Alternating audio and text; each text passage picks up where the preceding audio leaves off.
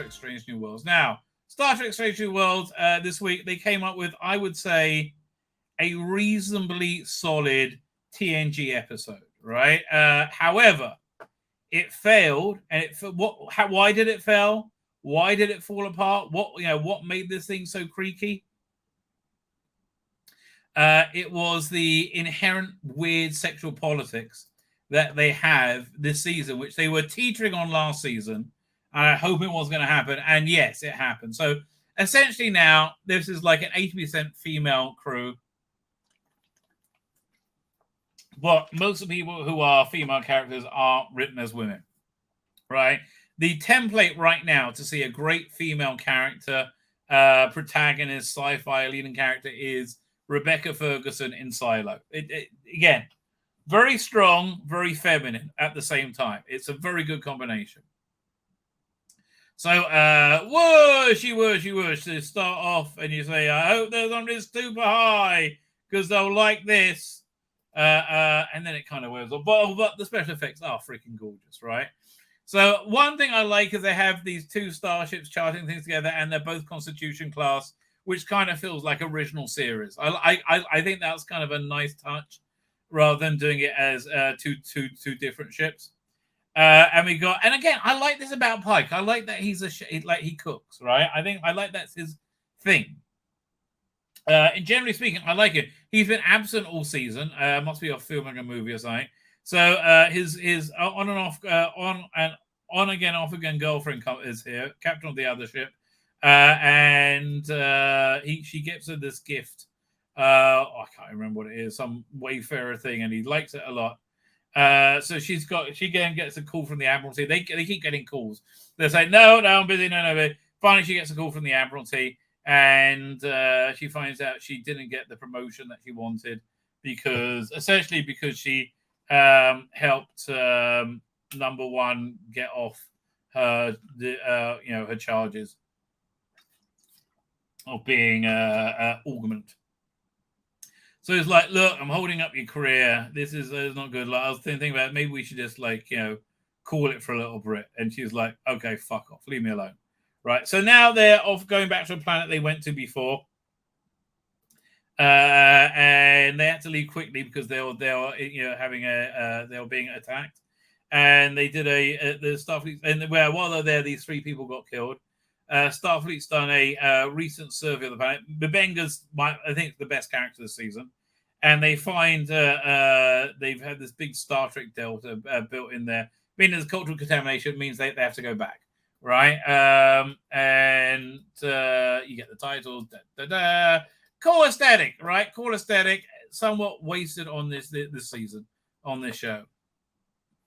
So now we focus on the absolute worst character in this show.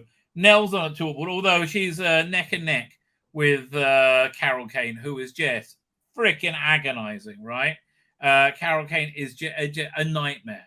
Like, who thought that was a good idea? I do not bloody know, right? Yeah, genuinely, absolute miserable nightmare. But yeah, so you have why I don't like her is she's written as a guy and very highly sexualized, a very masculine character, and she's not carrying it off because she's not a good enough actress, right? This might be the same. The writer might be saying for Uhura and Nurse Chapel, but they're maybe feminine enough they overcome it. I don't know, and they couldn't. I don't know, right? But and the lesbian haircut. So she's all excited about going on a away mission, and she wears a hat, and it's all like her personal log. And then Spock shows these things. Says, "Oh no, we're going to need Ortega here. Was it Lieutenant Lesbian Latinx here?" To pilot the ship. He said, okay, I'll get the shuttle. So she's all pissed off, right? And again, the way they do Spock this season, Sheldon from the Big Bang Theory, what a nightmare, right? Not good at all.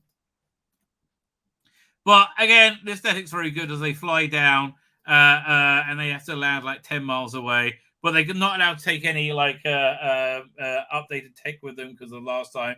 So they just got traditional stuff. Okay, and then the next character who I dislike is what's her name? Christina Chong. She just annoys the crap out of me. After that last episode. In fact, she's been annoying this whole season, right? She's not a big, tough person. I'm sorry, right? It just doesn't work. She's a little girl.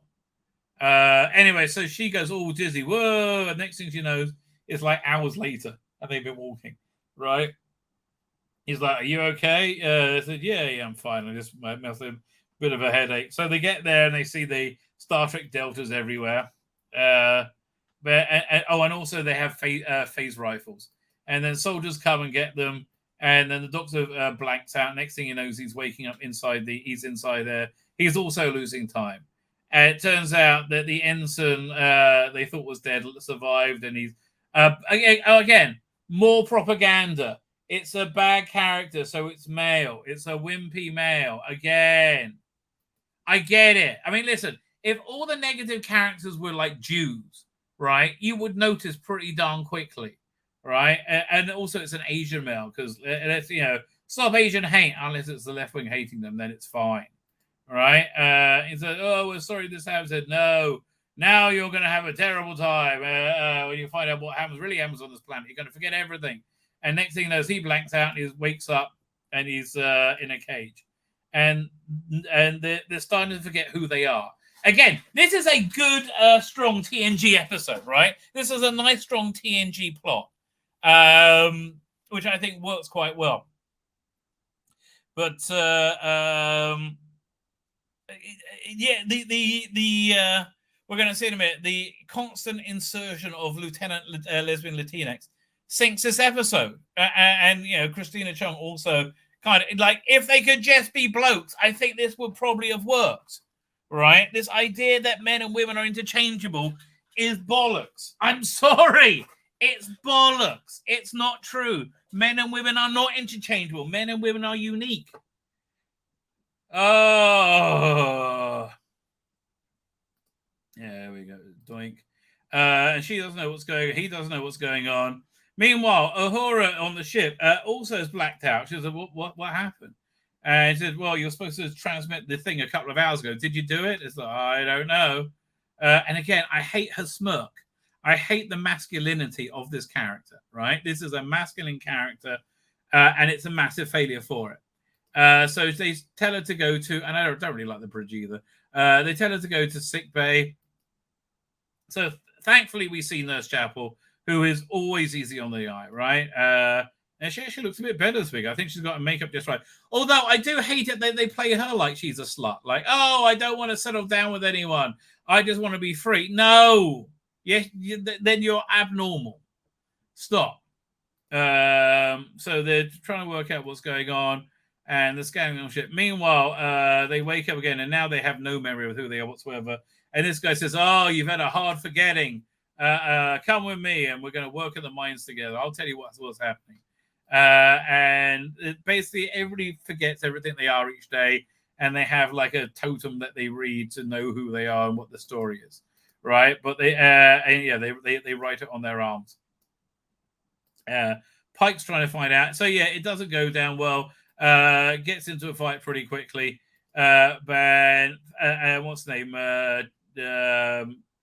Ensign Khan, Lieutenant Khan, whatever her name is stabbed. Not looking good. So she sees this radiation on the Enterprise is affecting Uhura and a growing number of the ship. Right.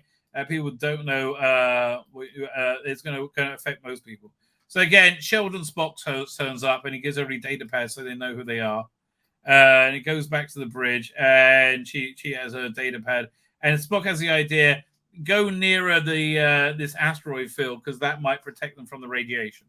Right? Again, but he's going to be wrong because he's dumb Spock because this is just dumb Star Trek. So they take him back to his her place, and the doctor kind of feels that he's a doctor, right?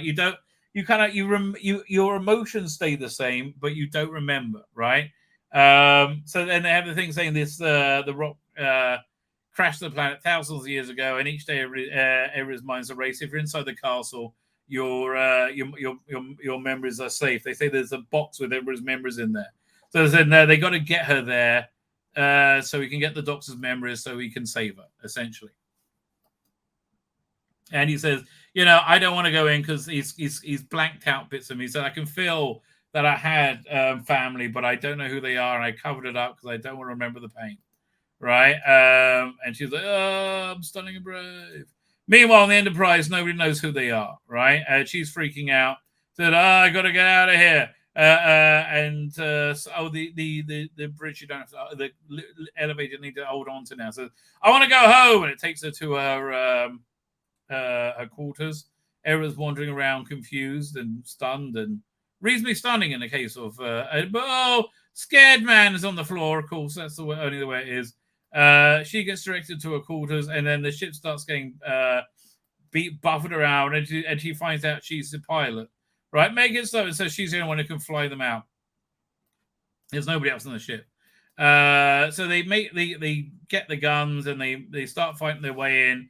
And she's like, "Oh, I'm going to be something brave and go and fly my way out of here." Makes it to the bridge, and Spock's like, "I'm just Sheldon from Big Bang Theory." And they make it into the castle, and they beat the ensign, and they're about to kill him. He says, "No, there's no memories in a box. It's just the metal made out of this building. Your memories will come back soon." See, this is why I hate this character. This is why this is so freaking artificial. So she flies the Enterprise out of this debris field, this asteroid field, which Spock, doofus that he is, said go in there because it's doofus Spock. And she saves the day with a great flying, even though she can't remember how to fly. He's about to kill the bad ensign, and his memories come back, and it's like, now you're in trouble. And they fix what's her name, and she's okay. And the old guy gets his memories of his children. It's like, so much better now. And everybody's back and ready to go. And he said, "Are you sure this isn't breaking the Prime Directive? Who gives a shit? Nobody cares about the Prime Directive anymore." And they God, I hate this character. Oh, like a randy guy. No, it doesn't work for a girl.